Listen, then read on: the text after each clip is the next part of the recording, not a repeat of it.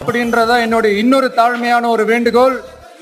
அது இந்திய ஒன்றிய அரசிடம் நான் முன்வைக்கிறேன். நக்கல் விடுக்கவையானுவாங்கல்ல அது மாதிரி அதுல சிரிப்பு பாத்தீங்களா வச்சிட்டாலும்.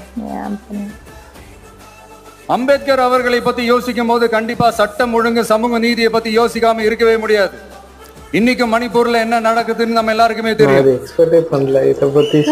அதை பத்தி கொஞ்சம் கூட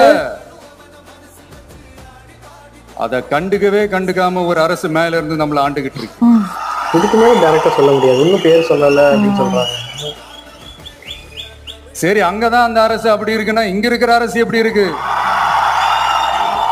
இது ரெண்டாவது பாயிண்ட். இதை நான் சொல்றேன். இங்க நம்ம தமிழ்நாட்டுல வேங்கை வயல்னு ஒரு ஊர்ல என்ன நடந்துச்சுன்னு நம்ம எல்லாருக்குமே தெரியும். சமூக நீதி பேசுற இங்க இருக்கிற அரசு அதுக்கு எந்த விதமான ஒரு நடவடிக்கை எடுத்த மாதிரியே எனக்கு தெரியலையே.